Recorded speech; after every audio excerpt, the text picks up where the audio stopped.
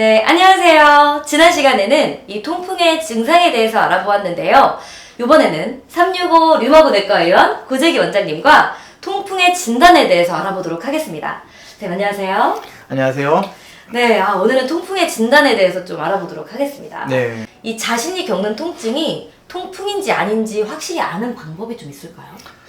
확실히 아는 방법은 없죠. 하지만 그 통풍증에 의한 통증은 엄청나게 아파요. 마치 부러진 것 같은 통증? 부러진 것 같은 느낌? 네. 이 정도니까요. 만약에 다친 적이 없는데, 외상이 없는데 이 정도의 통증이 있다. 그렇다면 의심을 해볼 수가 있을 것 같아요. 특히 지난 편에 말씀드렸다시피 엄지발가락 같은 곳에 대부분 그쪽에 생기는데 엄지발가락 같은데 갑자기 다친 적이 없는데 아프다. 그렇다면 이제 통풍을 의심해 보시는 게 좋을 것 같아요. 제가 아마 다리 부러진 적이 있는데 그때 아예 걷지를 못했거든요. 그런 느낌인 건가요? 그 정도 통증이에요. 와 진짜 놀라겠다. 그러면은 이 통풍 진단 시에 관절에 물이 차는 이유는 좀 뭔가요? 통풍 발작이 오면은 그 관절염이 이제 그 부위에 생기거든요. 통풍에 의해서. 그래서 이제 그 관절염 자체가 주변에 물을 끌어당겨요. 그래서 이제 물이 차게 되거든요. 물이 차게 돼서 또 더욱더 이제 불편하고 움직이기 힘들고 이제 그런 경우가 또 많이 있습니다. 그럼 물이 그렇게 왜 차는 거예요? 염증 때문에 그게 물이 차는 거예요. 그러면 우리 몸속에 물이 그렇게 또 있는 건가요? 잘 몰라서. 그게 이제 말이 물이지 실제 물은 아니고요. 네. 체액이죠, 체액. 체액이 몸에 차는 있는, 거구나. 네네. 그럼 이런 통풍 확인은 꼭 초음파로만 검사가 가능한가요? 초음파 검사로 요산 결절을 관찰하는 게 간단한 검사라서 이제 시행을 하고 있어요. 그래서 근데 이제 실제로 통풍을 정확하게 진단을 하려면은 이제 주사기로 관절액을 뽑아가지고 그걸 가지고 이제 현미경으로 확인해서 요산 결정체를 이제 눈으로 볼 수도 있고요. 또 이제 CT 검사로서도 통풍이 있는지 진단을 할 수가 있습니다. 그 혈압이 높은 사람에게 통풍이 좀 쉽게 걸릴 수 있다고 들었어요. 맞나요? 고혈압이나 당뇨 또 이제 고지혈증 이런 것들을 이제 대사성 질환이라고 그래요.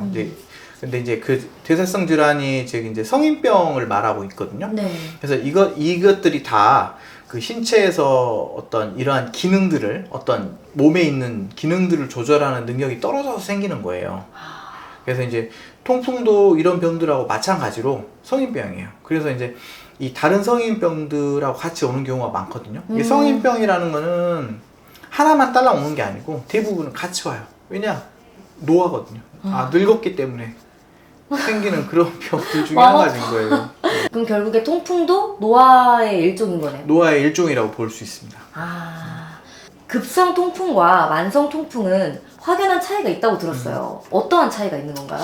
급성 통풍은 이제 엄청나게 아픈 그 관절염, 아까 말씀드린 뼈가 부러진 것처럼 그 아플 때 그거를 급성 통풍이라고 하고요. 네. 만성 통풍은 이런 통풍이 이제 오래되면서 뼈가 망가지고 이제 통풍 결절이 쌓이고 이제 그런 상태이고, 그래서 오히려 통증 자체는 급성 통풍보다 더 적어요. 아픔은 좀 더 적습니다. 네. 통풍은 그 요산 수치가 9를 넘기면 통풍이라는데 맞나요?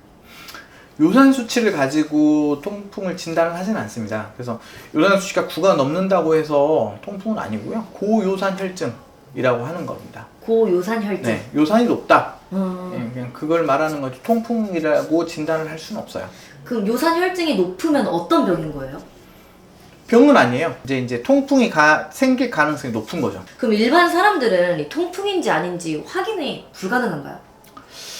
뭐 엄지발가락에 관절염이 생겼다고 해서 꼭 통풍인 것도 아니고, 네. 글쎄 일반인이 정확하게 어떻게 통풍인지 아닌지 이렇게 판단하기는 어렵다고 봐야 되겠죠. 그럼 어떻게 해야 돼요? 병원에 와야죠. 그냥 병원에 와서 무조건 검사밖에 답이 없나요?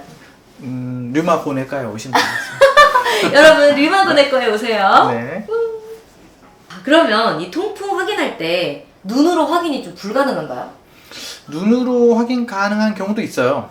귀라든가 아니면 발가락 그리고 발목 이런 데 이제 하얗게 튀어나오거든요. 하얗게 튀어나와요? 귀 같은데 하얗게 이제 튀어나와 있는 분들이 있어요. 그 이제 통풍 있는 분들이 그렇게 생기거든요. 네. 이제 발이나 발목에는 이제 하얗게 보이진 않아요. 네. 요산 결정체 자체가 하얗거든요.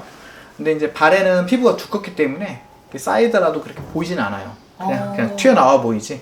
그러면 이 손목과 골반 등 관절이 붓고 이 찌릿한 통증이 나타나면 통풍을 좀 의심해봐도 될까요? 손목이나 골반 등이 아프면 통풍이 아니고 오히려 이제 류마티스 관절염이나 아니면 지난편에 말씀드린 이제 강직성 척추염 이런 병들을 의심해 봐야 될 것 같고요. 척추염. 예, 왜냐 이런 부위는 통풍은 잘 오는 부위가 아니거든요. 통풍은 어디 잘 온다 그랬어요? 발가락. 발가락. 엄지발가락. 엄지발가락. 네. 그랬죠. 예. 네. 공부를 잘하시네요. 아니에요. 선생님이 너무 잘 알려주셔가지고 네. 기억을 한 것 같습니다. 네. 아 그러면 이 척추염 검사 같은 건 또 여기서 다 할 수 있는 건가요? 아 그럼요. 여러분 약간 척추가 아프시거나 불편하신 분들은 언제든지 류마고 내과의원에 오세요. 선생님 또 마지막으로 이 통풍을 진단받고 걱정하시는 분들을 위해 한마디 부탁드립니다. 네, 저 관절왕을 믿고 너무 걱정하지 마시고 치료만 잘 받으시면 걱정 안 하셔도 될 것 같습니다. 네 여러분 유익하셨다면 관절왕 고선생 좋아요 구독 알림 설정까지 꾹 부탁드려요.